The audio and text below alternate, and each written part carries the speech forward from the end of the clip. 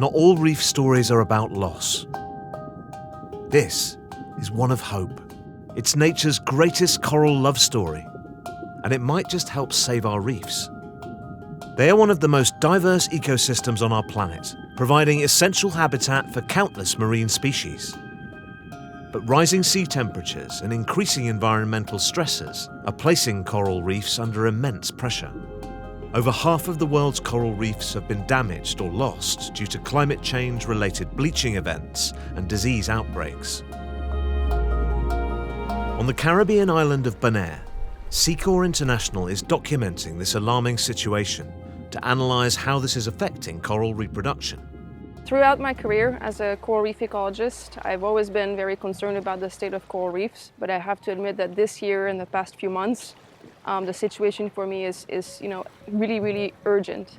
Coral reefs are experiencing Caribbean-wide outbreak diseases, which is now combined with extreme heat waves. Despite the challenges, marine biologist Valerie Chamberlain sees promise in one of nature's most spectacular events, the annual mass spawning of corals. Once a year, in a synchronized event triggered by the lunar cycle, millions of corals release their egg and sperm packages, their gametes, into the water column. This extraordinary natural phenomenon forms the foundation for a groundbreaking conservation strategy developed by SECORE International. At the heart of their work are specially designed coral spawning collection nets. Previously, restoration relied on fragmenting healthy corals, growing them in nurseries and manually reattaching them to degraded reefs. This is a labour-intensive method with limited scalability. Today, during spawning events, scientists deploy gamete collection nets over healthy coral colonies. These nets allow them to capture millions of eggs and sperm for controlled fertilization. Each researcher is able to collect from multiple colonies simultaneously.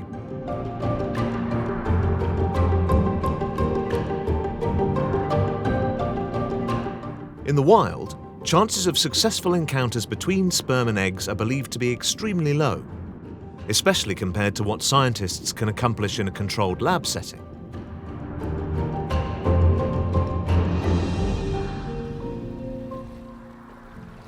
Well, this was a really, really good spawning event. Yeah, this is a great collection. Look at that. Wow. Shall we take them to the lab? Within just a few hours, fertilization takes place. So once we have collected sperm from different colonies, hopefully from a really wide mix, many different parents, so that we can ensure that we have a lot of diversity in the collection, we will bring them back to the laboratory, and then we will mix all the parents together.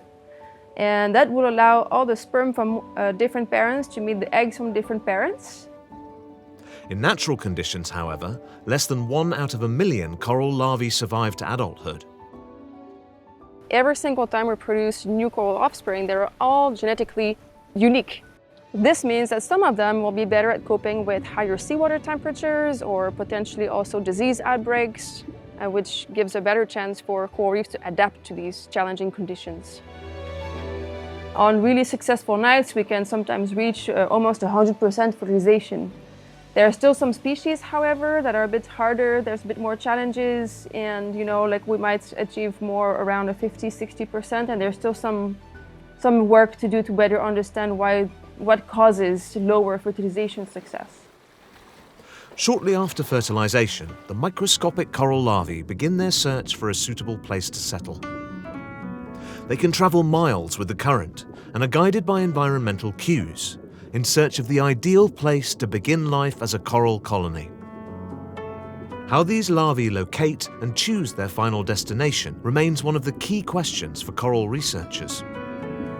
When coral larvae seek a place to settle or they look for a home on the reef, they have a really important decision to make because they might live there for decades, centuries, maybe even 1,000 years. So they have to receive all kinds of information from the environment. They kind of can sense lights, they can sort of hear sounds. They're also able to understand who is on the seafloor, whether it's an aggressive sponge or a bad algae.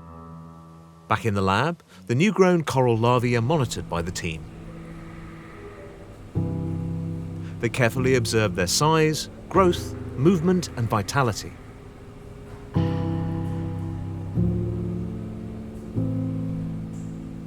When they are ready to settle, the scientists bring the larvae to the ocean. The team uses specially designed ceramic substrates to improve larval settlement and survival. These artificial substrates have been conditioned in the sea to make sure they are covered with a suitable biofilm and that they are clean and free of any kind of dangerous organisms for the tiny corals.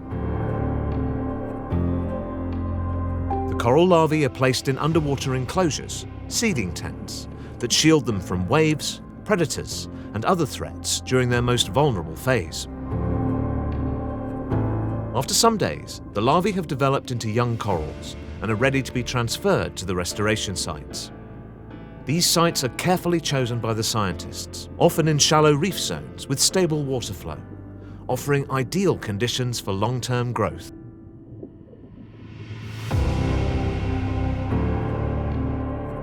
Ongoing monitoring helps identify the survival rate of the new-grown corals. Each juvenile coral that survives becomes a tiny spark of resilience, a chance for reefs to endure in a warming ocean. To learn more about the work of SECORE International, visit secore.org.